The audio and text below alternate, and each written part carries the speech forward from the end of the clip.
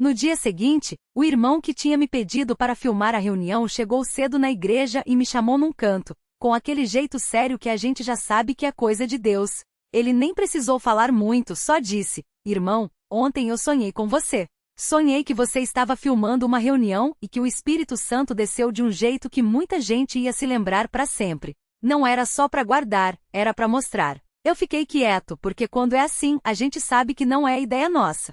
Mas confesso que fiquei pensando: será que é hoje? Será que Deus vai fazer alguma coisa que a gente nem imagina? A reunião começou como sempre, com os irmãos chegando aos poucos, uns conversando baixo, outros já de cabeça baixa em oração. O irmão que presidia pediu para abrirmos com o hino 23. Ó, que amigo, aquele que fala do Senhor como nosso advogado, nosso guia. Enquanto cantávamos, senti um peso no coração, como se algo grande estivesse por vir. Não era tristeza, não era medo, era uma expectativa santa, daquele tipo que a gente só sente quando Deus está prestes a se manifestar. Olhei para o meu celular na mão, a câmera já ligada, e pensei: Senhor, se é para hoje, me dá força para não tremular a mão. Depois do hino, o irmão que presidia fez uma oração curta, mas cheia de unção. Ele não pediu por coisa pequena, não pediu que Deus abrisse o céu sobre nós, que derramasse seu espírito como nos dias dos apóstolos, que nenhuma alma ali saísse igual. Quando ele terminou com um "em nome de Jesus", foi como se o ar na sala mudasse.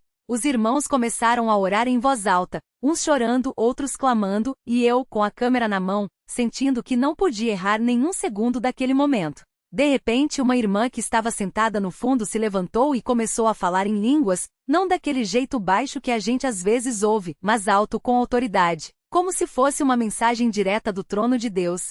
Todo mundo parou para ouvir. Ela falou por alguns minutos, e quando terminou veio a interpretação: "Meu povo, eu estou aqui. Não estou surdo às vossas orações. Hoje vou curar, hoje vou salvar, hoje vou batizar com fogo." A igreja inteira estremeceu. Alguns irmãos caíram de joelhos, outros levantaram as mãos. Eu, com a câmera, senti as lágrimas escorrendo, mas não podia parar de filmar. Isso é para ser visto, Senhor, pensei.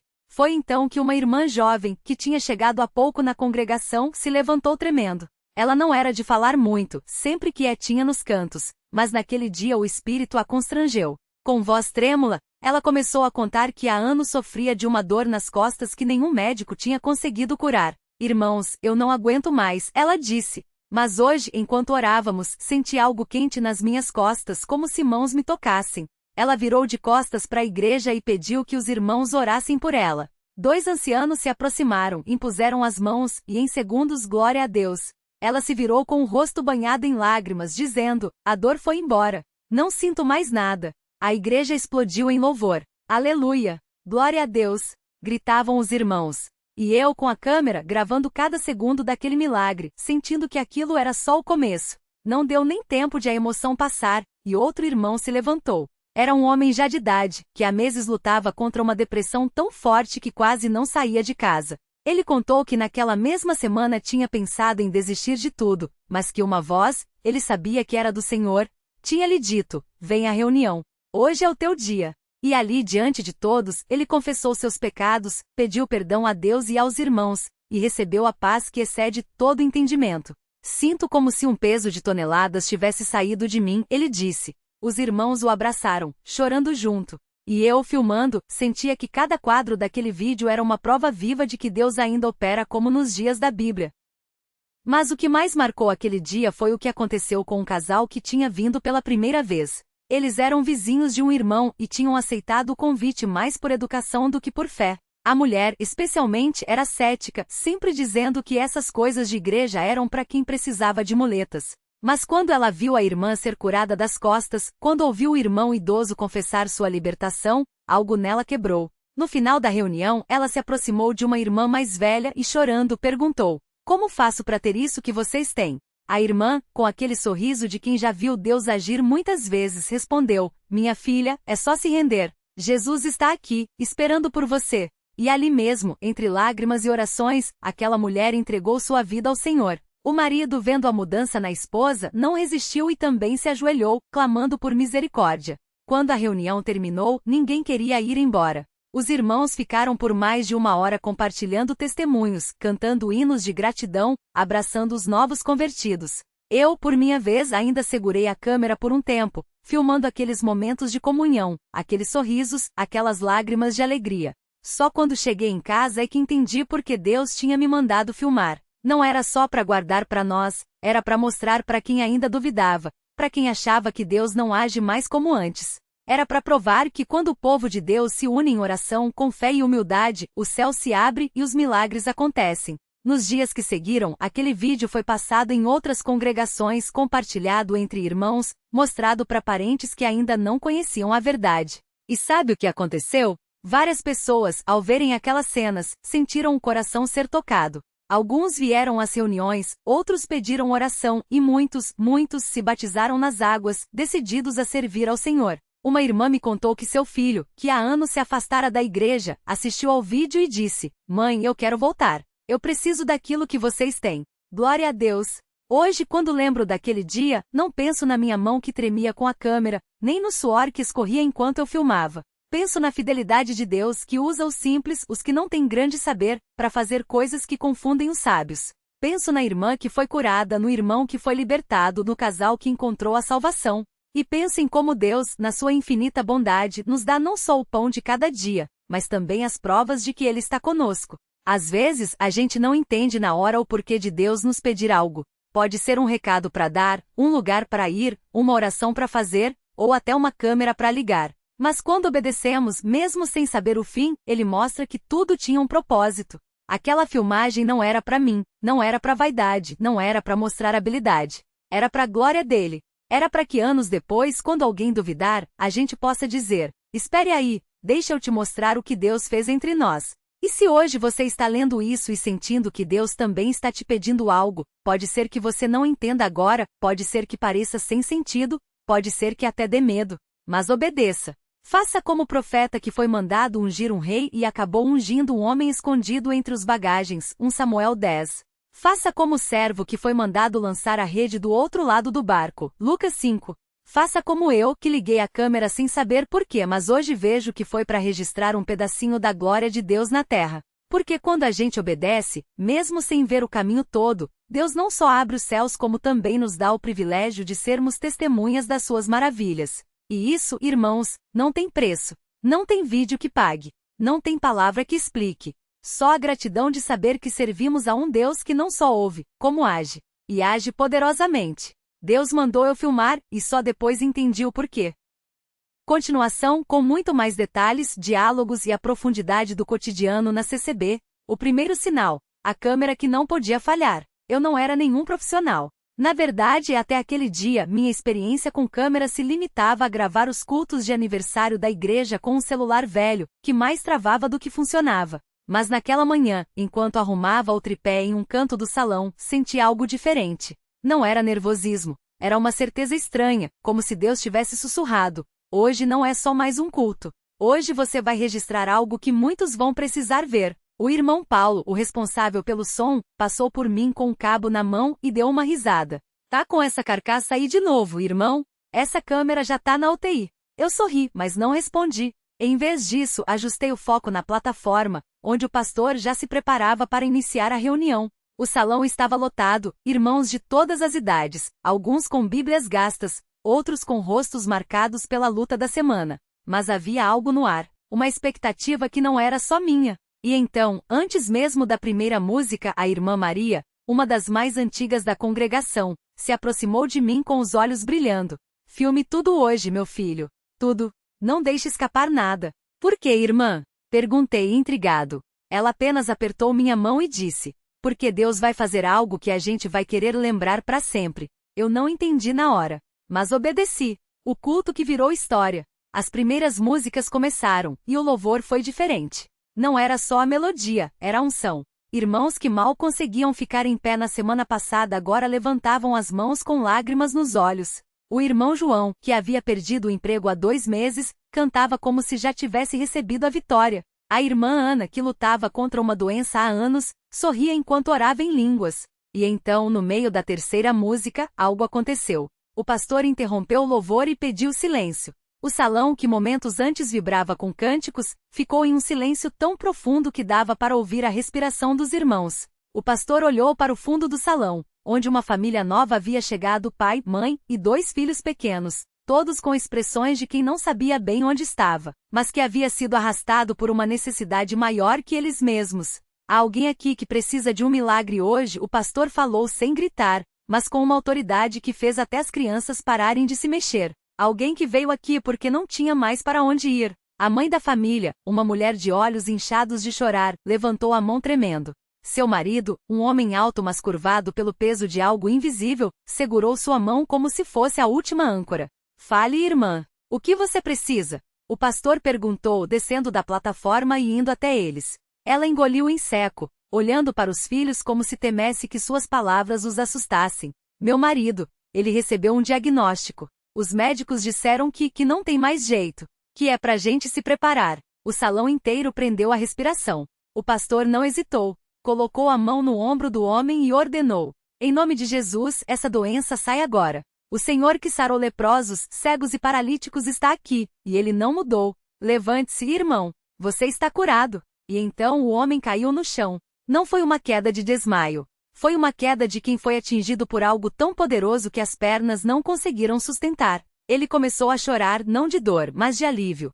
Sua esposa se ajoelhou ao lado dele, cobrindo o rosto com as mãos, enquanto os filhos, sem entender bem, olhavam com olhos arregalados. O salão explodiu em glórias. Irmãos corriam para abençoar a família, outros choravam nos bancos, alguns caíram no espírito. E eu não tirei os olhos da câmera. Porque naquele momento entendi, Deus não tinha me mandado filmar por acaso. Ele queria que aquele momento fosse registrado não só na memória daqueles que estavam ali, mas para todos que viriam depois, para os que duvidariam, para os que precisariam de uma prova, para os que um dia diriam: Deus não faz mais milagres como antigamente. E ali, naquele salão simples com paredes descascadas e bancos de madeira gastos, Deus estava escrevendo sua história. Os dias que seguiram, quando a fé virou testemunho. Nos dias seguintes, a notícia se espalhou. A família que havia recebido o milagre voltou no domingo seguinte, e dessa vez, o homem não estava curvado. Ele estava em pé, sorrindo, com um brilho nos olhos que só quem experimentou a mão de Deus conhece. Os médicos não acreditam, ele contou ao microfone, com a voz embargada. Fizemos novos exames. Não tem mais nada. Não tem sinais da doença. Eles disseram que é impossível, mas a gente sabe que para Deus, nada é impossível. O salão inteiro explodiu em glórias novamente. E dessa vez eu não era o único filmando. Vários irmãos tiraram os celulares, gravando aquele testemunho que seria compartilhado em grupos de família, em reuniões de oração, em cultos em outras congregações.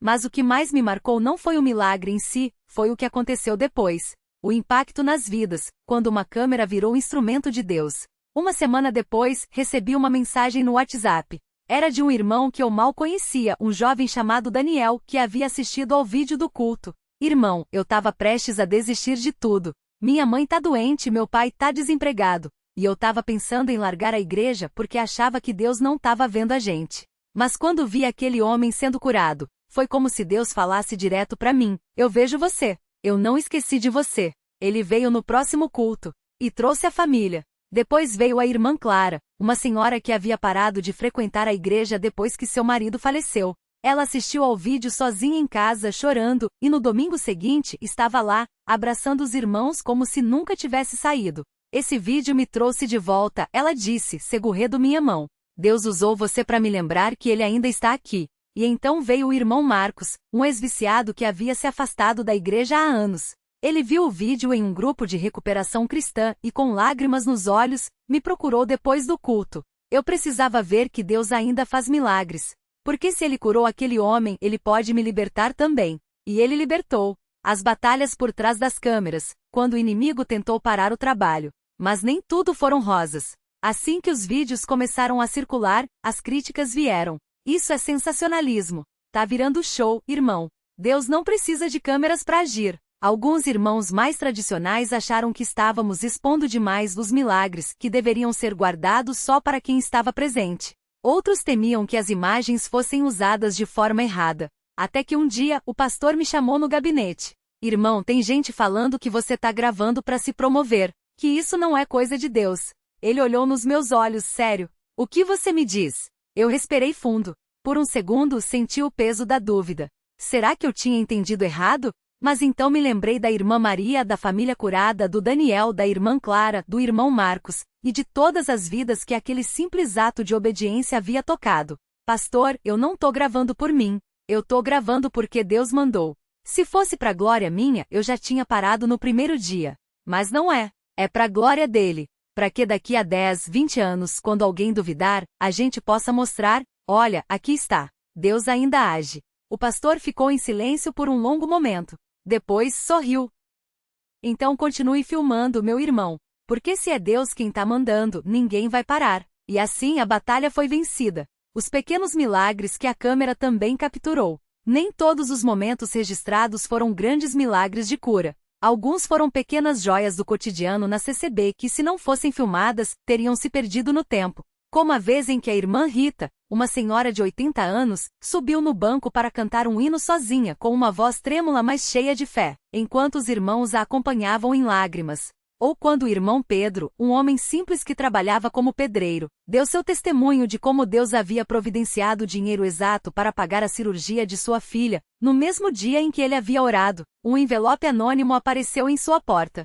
Ou ainda a cena do irmão Lucas, um adolescente rebelde que havia sido trazido à força pela mãe, mas que no meio do culto, caiu no chão chorando e entregou sua vida a Cristo. Esses momentos aparentemente pequenos eram na verdade as maiores provas de que Deus estava agindo.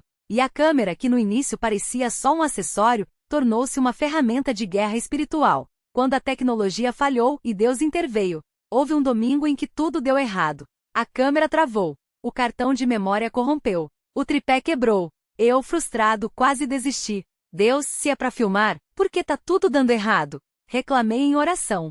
Mas então o irmão Tiago, um jovem que entendia de informática, se aproximou. Irmão, deixa eu ver essa câmera. Ele mexeu em alguns fios, reiniciou o aparelho e de repente, tudo voltou a funcionar. Isso aqui não era problema técnico, ele disse sério. Isso era ataque. O inimigo não quer que essas imagens saiam. Naquele dia, gravamos um dos cultos mais poderosos que já vi. E quando revisei as filmagens depois, percebi algo incrível. Nos momentos em que a câmera havia falhado, o áudio continuava gravando perfeitamente. E nele podia-se ouvir claramente vozes de anjos cantando junto com a congregação. Deus não só consertou a câmera, ele deixou sua marca nas gravações. O dia em que um vídeo salvou uma vida. 1 ano depois daqueles primeiros registros, recebi uma ligação às 3 horas da madrugada. Era o irmão Rafael, um obreiro de outra congregação com a voz embargada.